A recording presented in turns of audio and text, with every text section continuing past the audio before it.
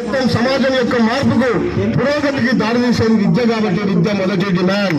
విద్యను తప్పనిసరిగా అందరికీ అందించాల్సిన బాధ్యత ఈ ప్రభుత్వాలకు ఉందని చెప్పి లేదా విద్య, వైద్యం, ఉపాధి గురించి వస్తే రకమైనటువంటిదో మనకు బాగా ఆలోచిస్తే ఈరోజు భారతదేశంలో పుట్టినటువంటి మూలవాసులకు ఉన్నటువంటి పేద ప్రజలకు, బీసీ, ఎస్సీ, ఎస్టీ, మైనారిటీ వాళ్లకు భూమి లేదు.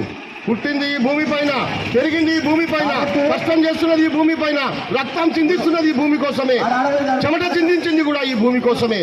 కానీ ఈ భూమిలో ఒక్క సెంటు భూమి కూడా వాళ్ళకు లేదు. పేదలకు భూమి లేనటువంటి పేదలు ఎంతో మంది ఈరోజు దేశం మీద ఉన్నారు. అంతేకాకుండా పని చేసుకుందామని మాకు భూములు అంటే ఎట్లా లేదు, మాకు ఉద్యోగాలు అంటే ఇస్తలేరు, మాకు చదువు అంటే అవకాశం ఇస్తలేరు. కనీసం ఏదైనా పని చేసుకుందామని పోతే చేతి వృత్తుల ప్రజలకు, చేతి వృత్తులు ముఖ్యంగా బీసీలు చేతి వృత్తులు చేసుకుని బతున్నటువంటి బీసీల యొక్క చేతి వృత్తులు మొత్తం ధ్వంసం అయిపోయినాయి. ఏ కుల వృత్తి తీసుకున్నా మిషన్లు వచ్చినాయి, మెకనైజేషన్ వచ్చింది, సాంకేతిక పరిజ్ఞానం వచ్చిన తర్వాత అన్ని మిషన్లు వచ్చినాయి.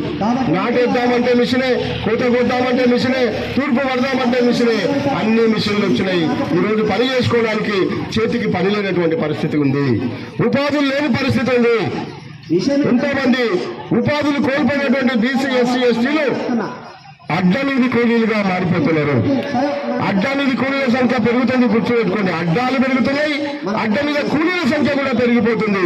కానీ అడ్డా మీద కూలీలకు పనులు మాత్రం దొరకడం లేదు.